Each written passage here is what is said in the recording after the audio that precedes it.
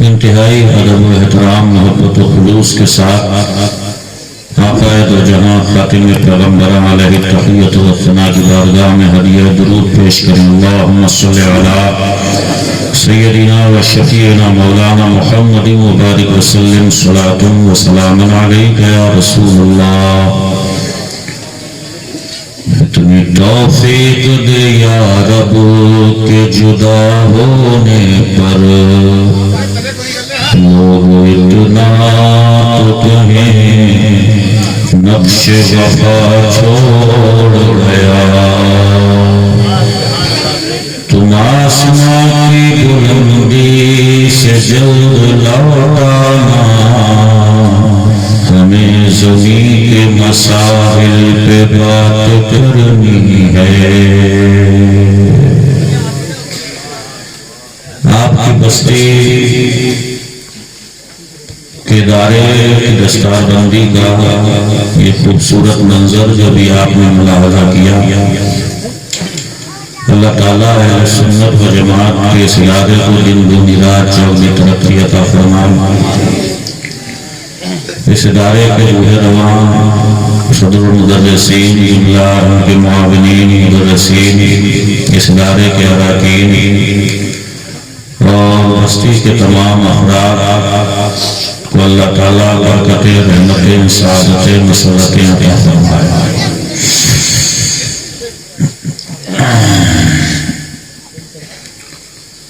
चाय शरीफ आ गई है, बहुत खामोशी के साथ में से नोश कर लेना।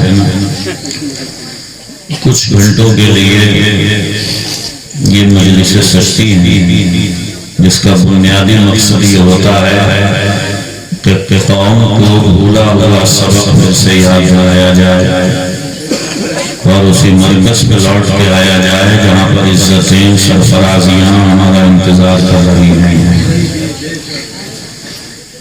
कौम मुस्लिम तालीम के हवाले से आज किस पायदान पर खड़ी है, वो किसी को अब बताने की हाजत और जरूरत नहीं है। किसी दर्द रखने वाले ही ने कहा होगा कि हैरत है कि तालीम और तरक्की में है पीछे जिस कौम का आगाज ही इकरा से हुआ था। दुनिया के अंदर जितने भी मज़ाहिब और मिलल पाए जाते हैं, हर एक के मानने वाले से पूछिए कि तुम्हारे पैदा करने वाले जिसको तुम मानते हो, उसने तुम्हें पहला ऑर्डर पहला हुक्म क्या दिया, तो शायद कोई आपको तसल्ली बख्श जवाब ना दे सके। इस हवाले से भी कौम मुस्लिम बड़ी मुमताज है कि अगर मुसलमान साहिब ईमान से कोई पूछे कि तुम्हारे अल्लाह ने तुम्हारा सबसे पहला हुक्म तुम्हें क्या दिया है, तो हम बबांगे दुहल इस बात का ऐलान करेंगे हमारे खुदा ने सबसे पहले जो हमें हुक्म दिया वो है पढ़िए। इस्लाम पढ़ो और बढ़ो का कायदा है, पढ़ो और बढ़ो। इस्लाम हम किसी भी इल्म को हिकायत की नजर से नहीं देखता, बस जरूरत इस बात की है कि उस इल्म के नाम पर मोहर मेरे रब के नाम की लगी हो। इल्म नूर है, इल्म उजाला है, इल्म लायक है, इल्म हिदायत है। इल्म ही एक ऐसी दौलत है जिसके लिए मेहनत करना चाहिए, जहाँ फशानी से काम लेना चाहिए, तगो-दो करना चाहिए, इसलिए कि पिघलना इल्म की खातिर मिसाले शम्मा ज़ेबा है, बगैर इसके नहीं पहचान सकते हम खुदा क्या है। हम कोई पेड़ पैसे नहीं करते हैं, न किसी मोबाइल से डाउनलोड किए गए हैं। दुनिया में आया, खाया पिया, जिंदगी गुजारी, मकान बनाए, शादी ब्याह हुई, एक वक्त आया दुनिया से मर गए, चले गए। अगर यही सब कुछ मकसद था तो दीगर मखलूकात भी इसी दुनिया में पैदा हुई, उन्होंने अपना वक्त गुजारा और यहाँ से चले गए। एक बड़ा लंबा प्रोसेस है, मरहलावार, स्टेप बाय स्टेप इंसान वजूद में आता है। आप अपने आप ही गौर करिए कि इंसान की मिट्टी कहीं से उठवाई गई, रूहों की दुनिया में उसे रखा गया, तो रूहों की दुनिया से बापों की पीठों में भेजा गया, बापों की पीठों से फिर माओ के पेटों में भेजा गया, वहां सूरतें बनाई गई, धड़कने वाला दिल अता फरमाया, देखने के लिए दो आंखें अता फरमाई, चलने के लिए दो कदम, उठाने के लिए दो हाथ, गौर व फिक्र करने के लिए अकल उसने अता फरमाई, फिर इस दुनिया में भेजकर इरशाद फरमाता है, अफा हसिबतुम अन्नमा खलक़नाकुम अबसा, क्या तुम ये सोच रहे हो कि हमने तुम्हें खामा पैदा किया है? तो गौर करें, इसलिए कि हर बंदा इतनी फिक्र, इतना शऊर जरूर रखता है कि जहां कोई खिलाफे अक्ल बात देखता है फौरन ऑब्जेक्शन उठाता है। प्यास लगी हो, कोई पानी मांगे, उगालदान में पीने के लिए दे दो तो 360 सुना के रुकेगा कि भाई तेरी अकल मारी गई है, दिमाग सही है, उगालदान में पानी पीने के लिए दे रहा है मुझे। पान खा रहा हो, भूखने के लिए उगलदान चाहिए, आप उसे गिलास पकड़ा दीजिए तो फिर आपको खरी खोटी सुनाएगा कि भाई तेरा दिमाग तो सही है। गिलास भूखने के लिए नहीं होता, पानी पीने के लिए होता है। उगलदान पानी पीने के लिए नहीं होता, भूखने के लिए होता है। कहना मैं ये चाह रहा हूँ कि फिक्र सलामत है, अहल सलामत है, सोचो फिक्र का मादा सलामत है, सोच काम कर रही है, अक्ल अपने काम पे लगी हुई है। तो जब हर चीज को खिलाफे मकसद इस्तेमाल होते हुए आप देख करके भड़क उड़ते हो तो दूसरों से सवाल बहुत कर लिए, अल्लाह तौफीक दिए तो अपना गिरबान पकड़िए और खुद से चंद सवाल कीजिए कि वो आया कहां से है, तू यहाँ पे आया क्यों है, तेरा मकसद क्या है, तुझे चले कहाँ जाना है और किसको जवाब देना है। खूब गौर करिए, इसलिए कि जलसों में तो आप खूब जा रहे हो, तकरीरें भी सुनने हो, कॉन्फ्रेंसों में भी शामिल हुए होंगे, लेकिन सच्ची बात तो यह है कि सबसे बढ़ चढ़ कर के सवाल करने वाला इंसान, दूसरे का गिरबान पकड़ के सवाल करने वाला इंसान, रोड खेत खलियान दुकान मकान में रोक कर के सवाल करने वाला इंसान आज तक इतनी हिम्मत और जसारत नहीं जुटा पाया कि ये खुद से भी सवाल कर सके। पूछिए खुद से, सवाल करना सीखिए। और अगर इतनी हिम्मत नहीं जुटा पा रहे हैं तो फसलू अहल ज़िक्र इन कुंतुम ला तालमून, जो जानते हैं उनसे आकर के पूछिए कि सवाल कैसे किया जाता है। कल क़यामत के दिन अल्लाह की अदालत में खड़े होकर के ये उज़्र, ये बहाना, ये हीरा नहीं चलेगा कि मैं जानता नहीं था। ये बात बताने के लिए कि 5 वक्त की नमाज अल्लाह ने फर्ज की है, नेपाल से कोई मुफ्ती साहब नहीं आएंगे, फरीदपुर भी जानता है, असियाबोद भी जानता है, बहरी भी जानता है, अल्लाह ने 5 वक्त की नमाज फर्ज की है। और अगर ये 5 वक्त की नमाज अदा नहीं हो पा रही है तो इसका मतलब जानता है, कहीं ना कहीं तसाहुल का शिकार है, सुस्ती और काहिली का शिकार है। और अल्लाह माफ करे, आज के दौर में इंसान अप टू डेट इतना हो गया, अल्लाह ने नेमतें इतनी अता फरमा दी, ज़र-ज़बर लिबास इतने अता फरमा दिए कि पूरा कस के सज के बन के घर से यूं निकलता है कि अगर रास्ते में कहीं पर नमाज का वक्त हो जाए तो 1000 बार इसे सोचना पड़ता है कि अपना ये पूरा हिलिया बिगाड़ूं कैसे, आस्तीन चढ़ाऊं कैसे, मोजे उतारूं कैसे, जूते खोलूं कैसे। मगर याद रखिएगा, मैं ये बताने के लिए आया हूँ, दास्तानें दोहराई जाती रहेंगी, लोग किस्से पारीना बनते रहेंगे। अक्सर और बेशतर लोगों की दास्तानें आपने सुनी होंगी कि घर से बाहर निकले, रोड पर आए, ठोकर लगी, गिरे, उठे नहीं, उठा के लाया गया। और जब लाया गया, जिस जूते को खोलना नहीं चाह रहे थे वो खोल दिया गया, जिस मोजे को उतारना नहीं चाह रहे थे वो फेंक दिया गया, जिस अंगूठी पे नागा थे वो खींच ली गई, कोई नक्श डाला था वो तोड़ दिया गया, कितना भी कीमती लिबास था वो कैंची डाल करके फाड़ दिया गया। अब याद रखें, यार दोस्त भी छूटेंगे, औलाद भी छूटेगी, दुकान मकान भी छूटेगा, खेत खलियान भी छूटेगा, अजीजों अकारिब भी छूटेंगे, आप होंगे, आपकी कब्र होगी। अब जमाने गुजरेंगे, बरसात गुजरेगी, जाड़े गुजरेंगे, गर्मी गुजरेगी, साल गुजरेंगे, महीने गुजरेंगे, सदियां गुजरेंगी, न जाने कितने लोग हैं अपनी कब्रों के अंदर लेटे हुए जो ये तमन्ना कर रहे हैं कि मौला दोबारा दुनिया में भेज तो सर सजदे से नहीं उठाएंगे, मगर पलटेंगे नहीं वो। अब दुनिया में उन्हें भेजा नहीं जाएगा, इसलिए कि हमारे यहां पे 7 जन्म का कोई तसव्वुर नहीं है, एक ही बार आएंगे और यहां से चले गए तो दोबारा पलटेंगे नहीं। जन्म नहीं है 7, थोड़ा सा गौर करें तो पड़ाव 7 होते हैं। रूहों की दुनिया एक पड़ाव, बाप की पीठ दूसरा पड़ाव, माँ का पेट तीसरा पड़ाव, दुनिया चौथा पड़ाव, कब्र 5वां पड़ाव, मैदान महशर 6ठा पड़ाव, और मैदान महशर से या जन्नत है या दोज़ख 7वां पड़ाव।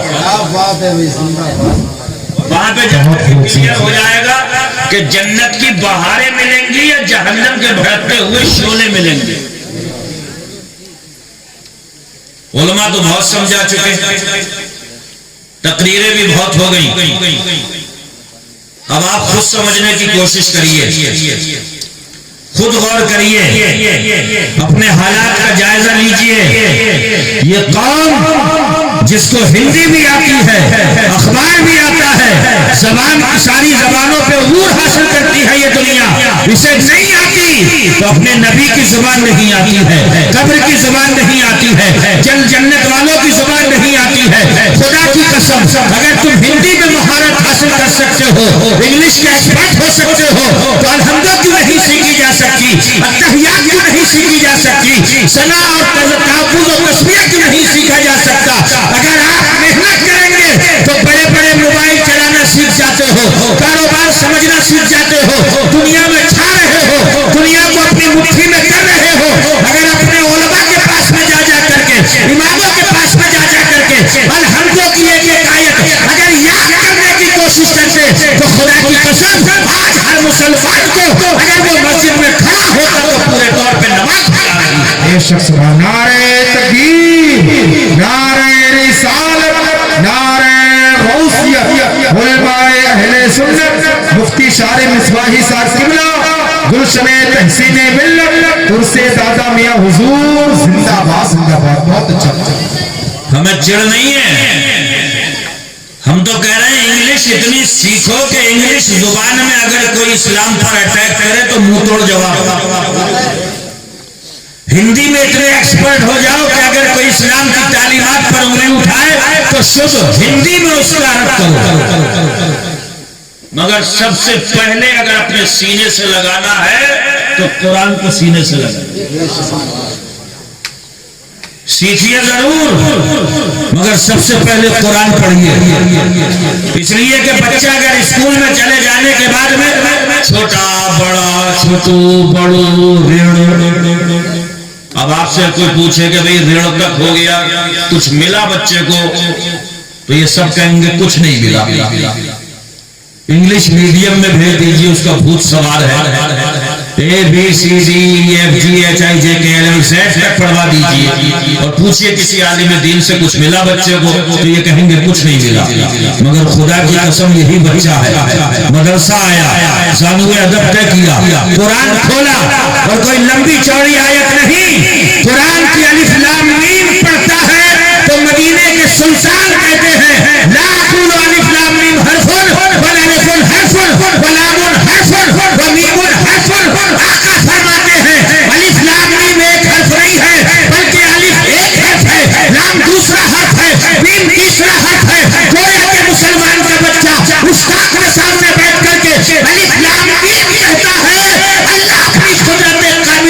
उसको दावत में 30 नेकियां दान। वाह क्या बात है भाई, जिंदाबाद जिंदाबाद, बहुत खूब, जिंदाबाद। ऐसी किताब जिसे अदालतों में पढ़ो तो फैसले हो जाए, जिसे तावीज बना करके डाल दो तो मरीजों को शिफा मिल जाए। ऐसी किताब जिसे जंगों में पढ़ दिया जाए तो जंगों के नक्शे बदल दिए जाए। ऐसी किताब जिसे जंगल में पढ़ दिया जाए तो जंगल के जिन्नात भूत भाग जाए। उस किताब से इतनी दूरी क्यों है?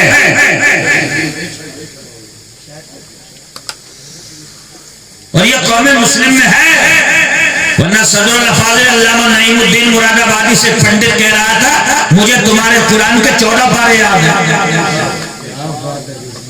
कितने पारे? तुम बताओ, तुम्हें मेरे वेद के कितने वो याद है पाठ? अल्लामा सैयद नईमुद्दीन मुरादाबादी ने कहा था, ये तो मेरे कुरान का कमाल है कि अपने तो अपनों गैरों के सीनों में उतर गया।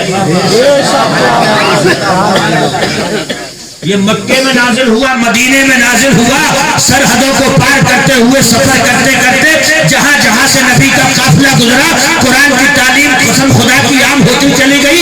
कहां कुरान उतरा था, कहां पे ये फरीदपुर है, न पाकिस्तान बचा है, न हिंदुस्तान, न बांग्लादेश बचा है, न कोई सा मुल्क। आप जहां जहां पर जाएंगे, खुदा की कसम कुरान की तिलावत के मजे दुनिया लेती हुई आपकी। नारे तकबीर, नारे रिसालत, नारे गौसियत, हज़रते कुरान, शान कुरान, ये है हमारे नबी की शान। नारे तकबीर जिंदाबाद। अच्छा, कुरान का माना ही क्या होता है? बार बार पढ़ी जाने वाली किताब है? अमर उजाला एक बार पढ़ लो, फिर कोई कह के फिर से पढ़ लो तो कहोगे पढ़ तो लिया।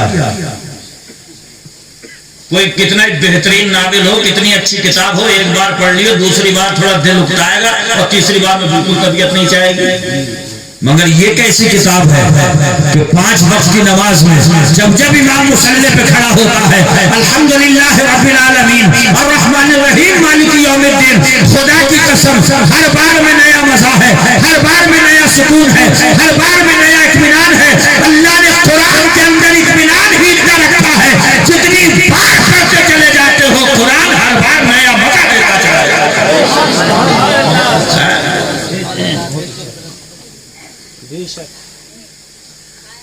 मगर शौक ही नहीं रहा है इसे पढ़ने का, है ना? कहां पढ़ रहे हो कुरान?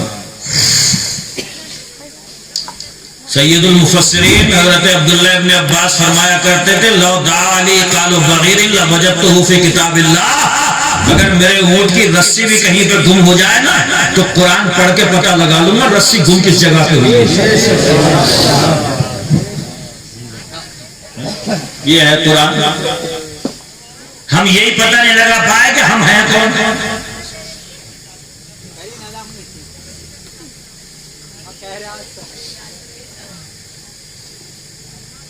एक रस्म है चल रही है।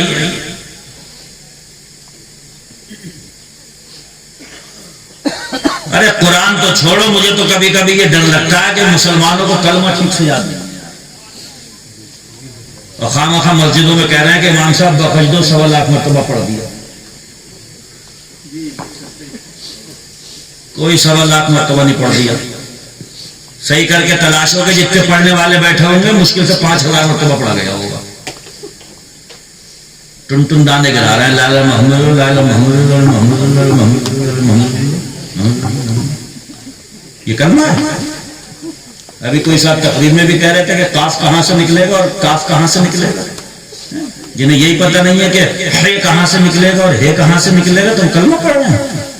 इमाम साहब से कह रहे हैं बकश दो 1.25 लाख हो गया, खाक नहीं हुआ 1.25 लाख। तो उसमें दोहराए रहे ठहराए रहे।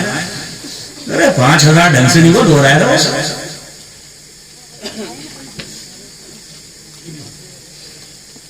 बात सिर्फ इतनी है कि ये अलिफ से लेके या तक जो हुरूफ हैं इनको निकालने का भी बाकायदा सिस्टम है, एक तरीका है जिसे तजवीद कहते हैं। जब तक उस्ताद के पास में बैठ करके इन हुरूफ को निकालने का तरीका आप जब तक अज़्म नहीं करेंगे, जब तक सीखेंगे नहीं, हर्फ अपनी जगह से निकल नहीं सकता। और जब तक हर्फ अपनी जगह से निकले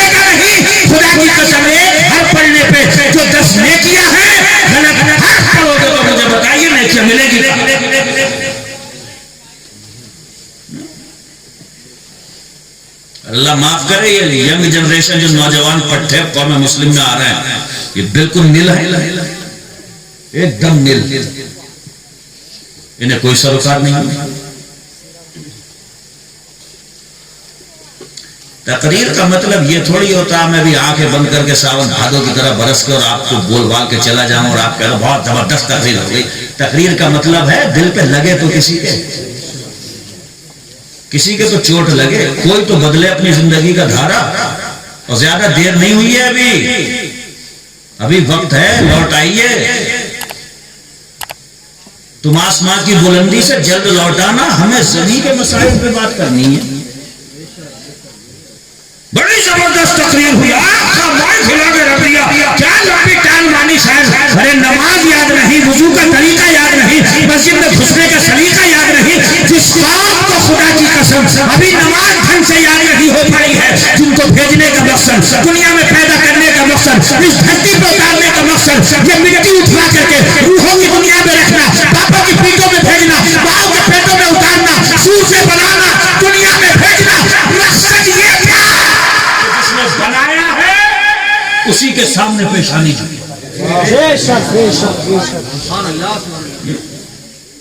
मगर भूल गए झुकाना उसके सामने। दफ्तरों में खूब झुक रही है, अदा बाबूजी, अदा बाबूजी, अदा बाबूजी, अदा। इकबाल ने बहुत पहले कहा था, ये एक सजदा जिसे तू गिरा समझता है, 1000 सजदों से देता है आदमी को निजात। अरे बाबूजी हो या मंत्री हो या संतरी, विधायक हो या कितनी बड़ा हो, पहले अपने रब की बारगाह का सजदा करके जा और उससे बोल के जा, कुर्सी पे बिठाने वाला तू है, ओहदा देने वाला तू है, मनसब देने वाला तू है, वजारत देने वाला तू है, सजदा परवरदिगार का करके जा। खुदा की कसम हर एक के दिल को बदलने वाला कोई दुनियादार नहीं होता है तेरा परवरदिगार। जिंदाबाद। आला हजरत तो नहीं झुकते थे कभी किसी के सामने, बेशक, इसलिए तो उन्होंने दिल लगाया था मदीने की सुल्तान से, उन्होंने दिल लगाया था मदीने की सरकार से, इसलिए उन्हें परवाह नहीं रहती थी। एक मर्तबा अपने घर से बाहर को निकले तो एक कटौए सर का जिन टहल रहा था, तो बोला तुम डर नहीं लग रहा, मुझसे डर नहीं लग रहा तुम्हें? तो आला हजरत ने फरमाया, अबे हमने तो बड़े बड़े सर वालों के सर कलम करके रख दिए, तेरा तो पहले से कुछ हुआ। हमसे कह रहे हैं कि डर नहीं लग रहा? जिसने बदमज़हबों के किले डाल दिए, हिम्मत आला हजरत पे लाखों सलाम। क्या बात है। गौर करिए, ये इतनी ठंड में आप बैठे हुए क्यों हैं? मैं बता रहा हूं कि कुरान पढ़िए, कुरान सीखिए, तो आज से ये वादा करके के उठिए कि इंशाअल्लाह ताला दिन चाहे 2 महीने लगे, ये 3 महीने अल्हम्दुलिल्लाह शरीफ सीखना जरूर है।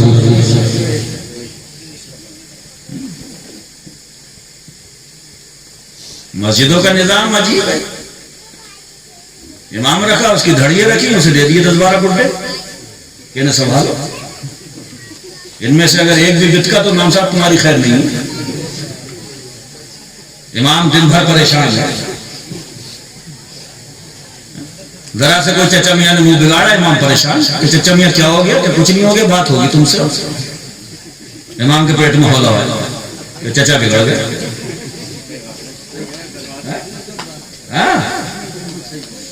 जवानों से पूछो कि तुम नहीं जा रहा, तो बोले नहीं, रख दिया इमाम, घड़ियां रख दी और दे दिए उन्हें, चचा दे दिए, वो खा रहे हैं, खून पी रहे हैं उनका दिन भर।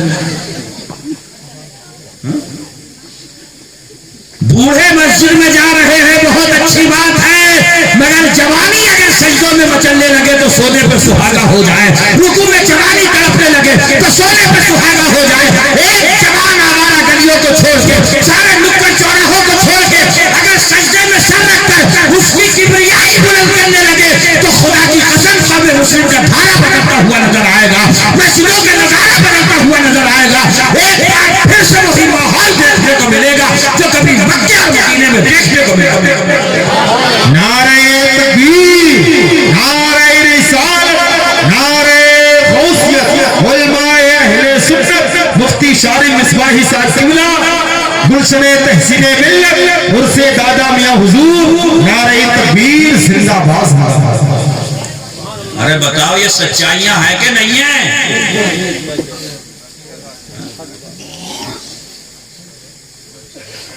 अब कोई चचा मियाँ कह लो हमारे खिलाफ कर दी इन्होंने, मैं खिलाफ क्यों करूंगा? मगर आपसे भी ये कहूंगा कि इमाम भी इंसान ही है, उसे भी 24 घंटे खाया मत करो। मेरे उधर चल रहा पीछे जलसा, इनको कोई पता नहीं है कि हमारे यहाँ जलसा आया। दस्तारबंदी है कि कुरान हकीम हिफ्ज कर लिया। याद रखियो, बीए करते करते बीच में मर गए तो कब्र में बीए पूरा नहीं कराएगा कोई। एमए करते करते बीच में मौत आ गई, एमए पूरा नहीं कराएगा कब्र में। मगर सुनो, फरमाने मुस्तफा हक है।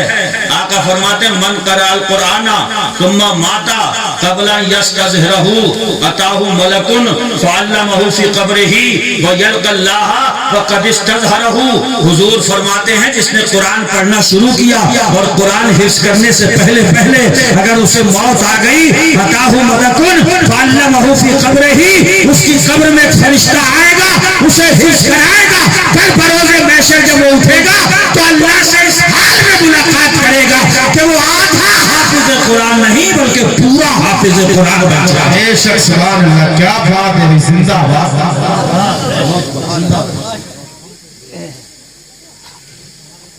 मगर मजा किसमें आ रहा कि आज वो स्कूल में पेरेंट्स डे है कि ये क्या होता है कि इसमें अब्बा अम्मा जाएंगे।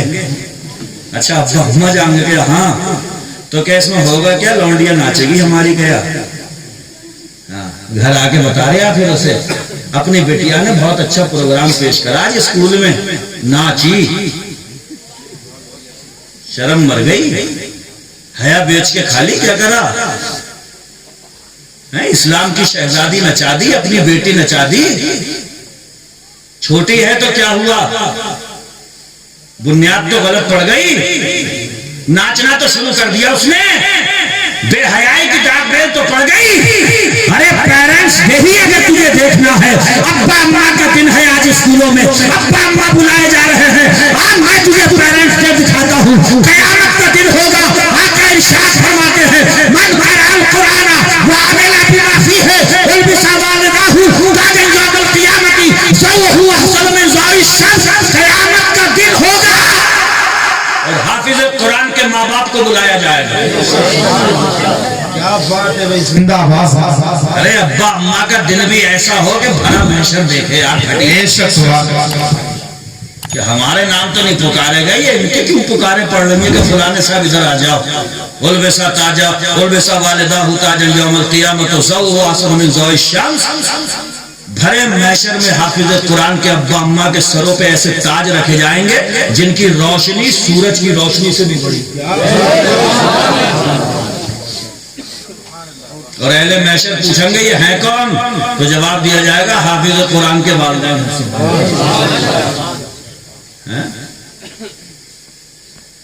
क्या ले लौंडे को हाफिज जी बना लिया, अब खाएगा कहां से? और हाफिज बनने के बाद वो जहां जा रहा है इतना सामान उसके लिए रखा जा रहा है, इतना सामान कि उसे देख देख के कह रहे हैं कि हाफिज जी खाओ।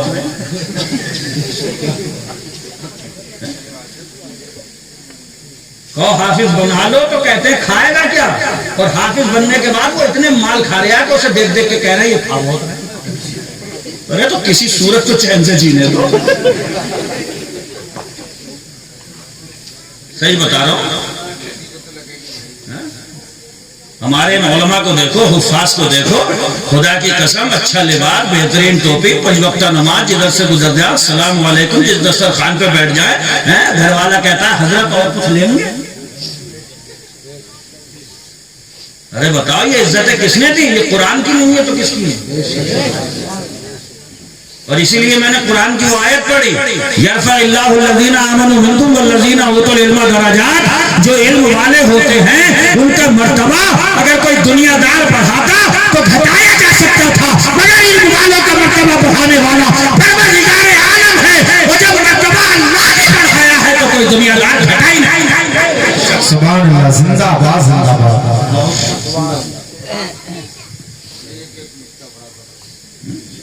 कि हमने इमाम साहब को हटा दिया, इमाम साहब को तो ही हटा दिया, उनके सीने में जो कुरान है वो थोड़ी खींच लिया, वो जाकर फिर इमाम साहब को हटा दिया हमने। आलिम थे तो आलिम हैं, हाफिज थे तो हाफिज हैं, कारी थे तो कारी हैं, इल्म की दौलत पास में थी तो है। माल तो चुराया जा सकता है, इल्म नहीं चुराया जा सकता। माल फना होता है, इल्म फना नहीं होता। माल दुनिया में रह जाता है, इल्म साथ में कब्र। जिंदाबाद नारे तकबीर, नारे रिसालत, नारे गौसियत, उलमाए अहले सुन्नत, जश्न दस्तारे हिफ्ज़, नारे तकबीर जिंदाबाद। जहां बंदा वहां इल्म साथ साथ में चलता है, और इल्म कोई सा भी बुरा नहीं होता। बुखारा का एक हाकिम मरने लगा तो अपने बेटे से बोला, बेटे सब इल्म सीखियो, तुम थोड़े थोड़े चाहे सीखो। तो बेटा बोला क्यों? बोले जिससे जो इल्म नहीं आता है उसका दुश्मन हो जाता है। ये सच्ची भी है। ये जो मौलवियों में और कॉलेज वालों में नहीं बनती है, इसकी वजह क्या है? मौलवियों को इंग्लिश नहीं आती, उन्हें अरबी नहीं आती, इसलिए भिड़ंत है दोनों में। कॉलेज वाले कर रहे what is your name, my name is Hamid, where do you live, I live in Moradabad. तो ये कह रहे क्या लिट-पिट कर रहे आप? ये बताए से गुस्सा क्यों आ रहा? इससे इंग्लिश नहीं आती है।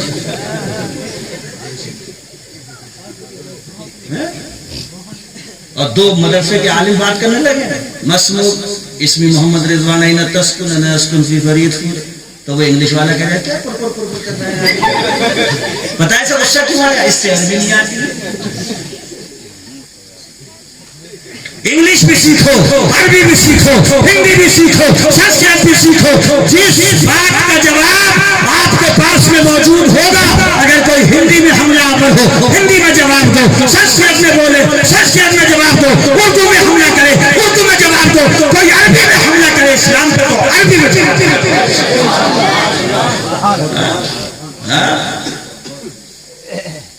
मगर उस इल्म के नाम पे मोहर मेरे रब के नाम।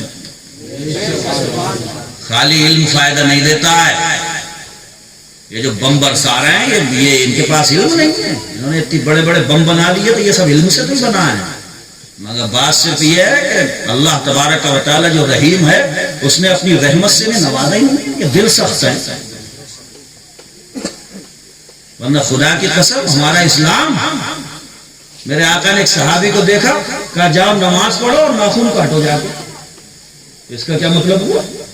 उनके नाखून बड़े हुए थे और बकरी दूते थे वो, तो बोले नमाज पढ़ लो जाकर, नाखून काट लियो।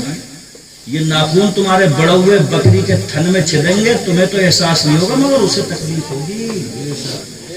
ये है इस्लाम, ये है मुकद्दस नबी की तालीमात के बड़े हुए नाखूनों से बकरी के थनों को तकलीफ न पहुंचे, नुकसान न पहुंचे। मेरे आका फरमा रहे हैं, नमाज पढ़ के फौरन अपने नाखून काट लेना, ताकि बड़े हुए नाखूनों के जरिए बकरी को तकलीफ न पहुंचने पाए।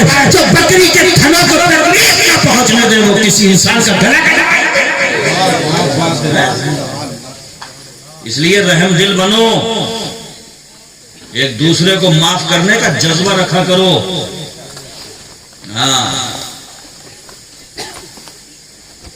ज्यादा गुस्से में रहने से भी कोई फायदा नहीं हो रहा है आजकल। वैसे बीपी के मरीज बढ़ रहे हैं। क्या हुआ कि गिर गए, कि क्या हुआ चक्कर आ गया, चक्कर आ गया, गुस्से में भर गए। खुश अखलाक रहो, माफ करने का जज्बा रखो, और ज्यादा दिल में किसी की तरफ से कुछ रखा मत करो। पता लगा नमाज पढ़ने गए थे, बराबर में वही खड़ा हो गया जिससे चल रही है। अब ना अलहम्दो में दिल लग रहा है, ना सुभाना में दिल लग रहा है। उसी को सोच रहे हैं बार बार कि तुझे तो देखूंगा मैं कहीं।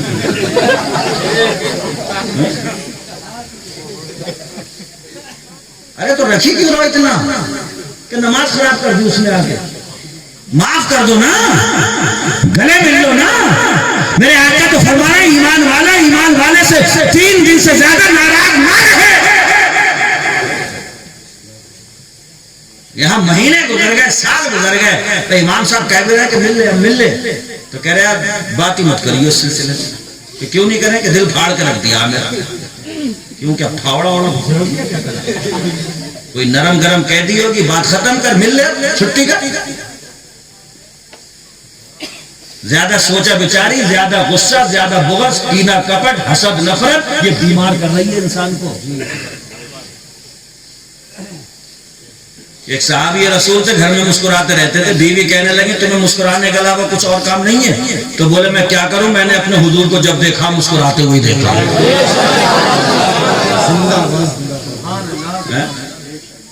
अच्छा, इन गुस्से में रहने वालों ने कौन से पहाड़ खोद दिए? ये बताओ कि हमेशा ऐसे है जैसे मुंह में नींबू निचोड़ा किसी ने क्या कर लिया इन्होंने? पहाड़ खोद दिए, समंदर उड़ी दिए, क्या कर लिया इन्होंने? एक साहब हुजूर की बारगाह में आकर के कह रहे हैं या रसूल अल्लाह कोई मुझे नसीहत कर दो जो मुझे काम आती रहे। आका ने फरमाया गुस्सा मत किया करो।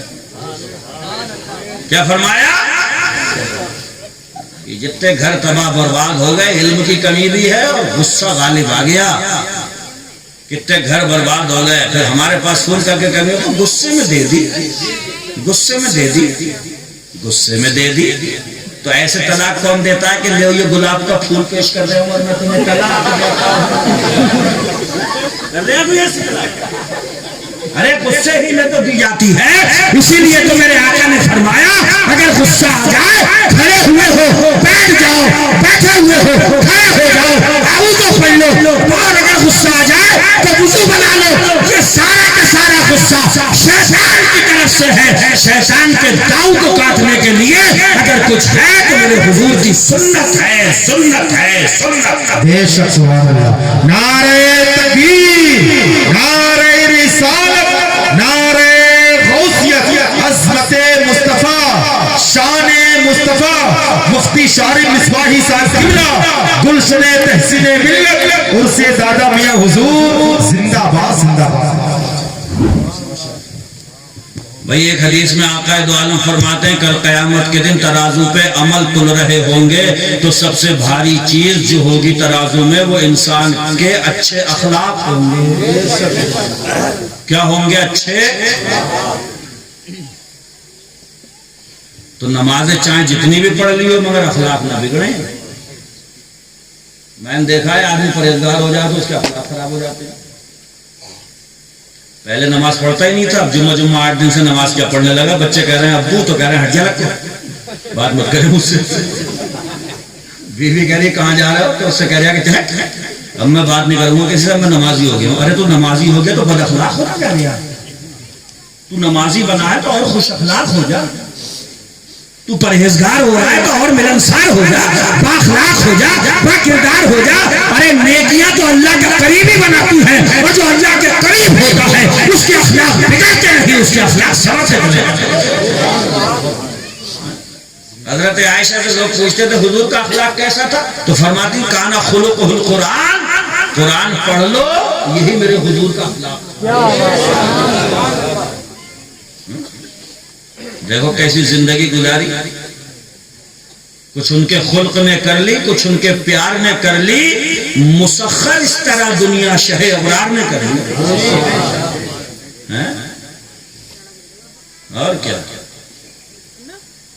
और ये किताब जो हुजूर पे नाजिल हुई, सुभान अल्लाह, इसे समझ के पढ़ लिया जाए तो हर नुस्खा इसमें मौजूद है। क्या लेके आओ कि वॉशिंग मशीन साथ में किताब मिली है, इसका कौन सा बटन दबाओगे तो ये पानी घुमाएगी। क्या लेके आओ? कार, साथ में किताब दी है कि इसमें गियर ऐसे डालोगे तो पीछे को, ऐसे डालोगे तो आगे को। तो कार के लिए किताब मिली, वॉशिंग मशीन के लिए किताब मिली। तो ये जो हम जो 70, 75, 80 किलो के जो हम बना के हमें अल्लाह ने इस दुनिया में भेज दिया, हमारे लिए कोई किताब नहीं है, कोई कानून नहीं है, कोई दस्तूर नहीं है।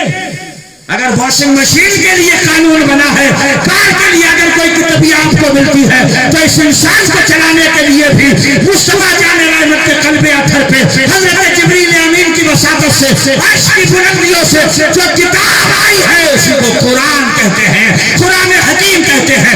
ऐसी लाजवाब किताब है, पूछो कि चले कैसे, जवाब कुरान में, उठे कैसे, जवाब कुरान में, खाए कैसे, जवाब कुरान में, पिए कैसे, जवाब कुरान में, जिए कैसे, जवाब कुरान में, मरे कैसे, जवाब। जिंदाबाद, जिंदाबाद। हर चीज का जवाब कुरान में मौजूद है। उसे पढ़ते ही नहीं है। लौंडा परदेश चला तो अम्मा लांगी उठा के, जा अल्लाह तेरी हिफाजत करे, उसके सर पे रख दिया, और फिर जहां से उठाया तो वहीं रख दिया।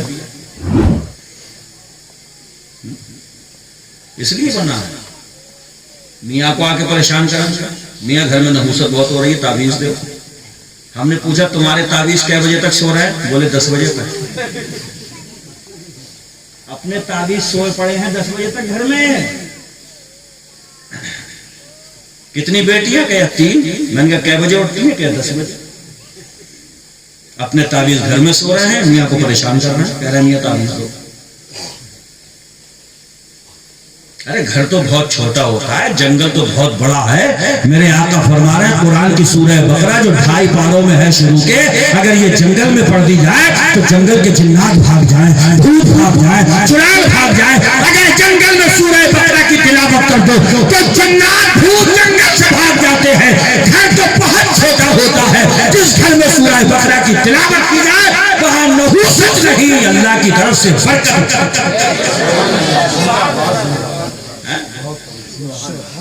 एक हदीस शरीफ याद आई, सुनाए।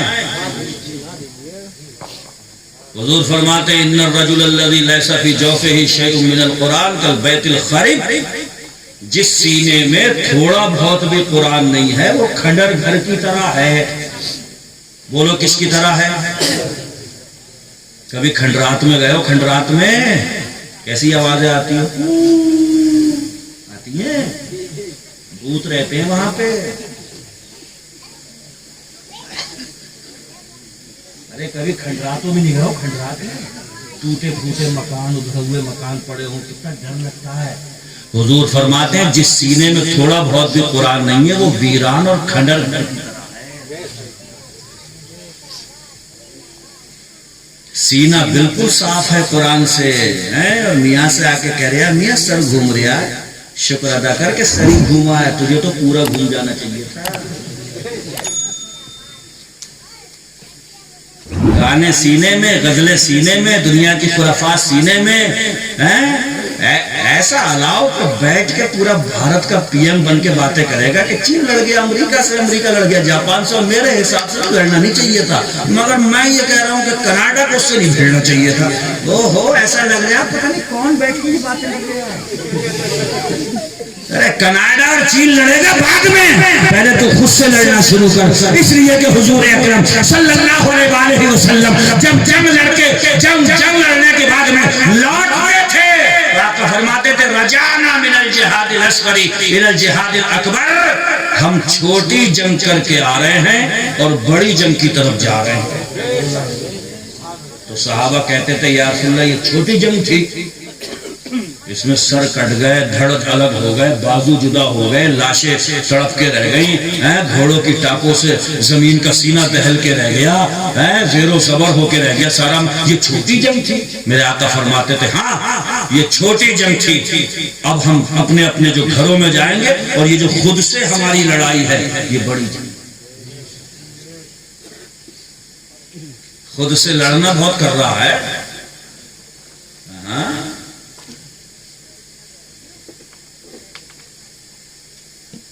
जरा से 2 पैसे इंसान को बिगाड़ते हैं। नहीं थे पास में तो बड़ा मजा था, सुकून था, कच्ची दीवारें थी घर की, खूब उसमें होती थी सुभान अल्लाह सुभान अल्लाह। जरा सी 2 ईंटें बढ़ती क्या लग गई घर में कि कुत्ते की डोरी हाथ में आ गई, कुत्ते की। टॉमी आओ टॉमी आओ टॉमी आओ, कुत्ता टहला यार कुत्ता। मैंने कहा क्यों? बोले दुनिया नहीं जानेगी कि मैं मालदार हो गया हूँ। तो ये कुत्ता टहला के समझाएगा कि मैं मालदार हो गया। अरे तुझे कुत्ता टहलाने की जरूरत कहां से पेश आ गई? तू मुसलमान है, साहिब ईमान है, कुरान तेरे पास में है। इसी कुरान की आयतुल कुर्सी कहती है, इस आयतुल कुर्सी को पढ़, घर में दम करके सारी रात सोना ये तेरा काम है। पूरी रात तेरे मकान की हिफाजत करना आयतुल कुर्सी का काम है। वो अंधेरे ही भले थे कि कदम राह पे थे, रोशनी लाई है मंजिल से बहुत दूर। पैसा भी अल्लाह दे तो बस हिसाब से ही दे। हुजूर फरमाते हैं हसद जायज नहीं है किसी से करना, हसद करना जायज, मगर दो लोग हैं जिन पे हसद किया जा सकता है, और हसद यहाँ पे रश्क के माने में है। रश्क होता है ना, यार मैं भी ऐसा होता। हुजूर फरमा रहे हैं दो लोगों पे आप हसद कर सकते हैं, रश्क कर सकते हैं। या रसूलल्लाह वो कौन कौन है? आका फरमाते हैं एक तो वो शख्स जिसे अल्लाह ने कुरान की दौलत दी, वो रात में भी पढ़ता है दिन में भी पढ़ता है, तो तुम अब यहाँ बैठे बैठे रश्क करो, है काश ये कुरान की दौलत मुझे मिली होती तो मैं भी दिन में पढ़ता, मैं भी रहूं। और हुजूर फरमाते हैं दूसरा वो शख्स जिसको अल्लाह ने दौलत अता फरमाई तो वो दिन में भी राह खुदा में खर्च कर रहा है, रात में भी अल्लाह के रास्ते में खर्च कर रहा है। ये एक ऐसा आदमी है जिस पे रश्क करो है काश अगर ये दौलत मुझे भी मिली होती तो मैं भी दिन में भी खर्च करता था।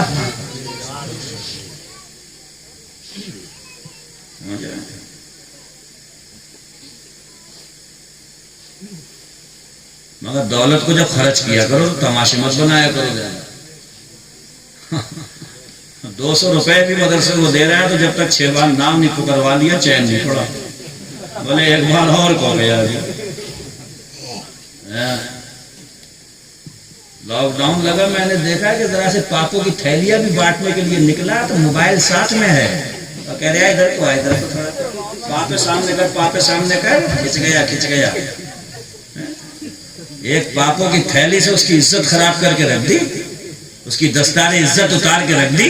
कल को अल्लाह ने उसके हालात बदल दिए, वो मालदार हो गया, ये फोटो किसी ने उसे दिखा दिया, शर्मिंदा होके नहीं रह जाएगा वो। क्या अल्लाह नहीं देख रहा है? उसे खबर नहीं है? अगर गरीब की मदद करना है तो मैं कहता हूँ अगर बेडरूम में नींद नहीं आती है, रातों को अगर नींद सताती है, अगर आपको बेचैनी पेश आ गई है तो कुछ करने की जरूरत नहीं है। रात के अंधेरे में निकल किसी गरीब की 5-10 हजार की मदद करके आ, बिस्तर पे ले सारी दुनिया की वो गोलियां जो नींद लाने का काम करती है तुझे वो नींद नहीं दे सकती। जो गरीब की मदद रात के अंधेरे में करके आएगा वो मदद सुभान अल्लाह, जिंदाबाद जिंदाबाद। मदद करो तो ऐसे मदद करो। मगर ये सारी चीजें मेरे भाइयों, ये जो दस्तार बंदी हुई है इसको जहन में रखो, ये सारी चीजें यहीं से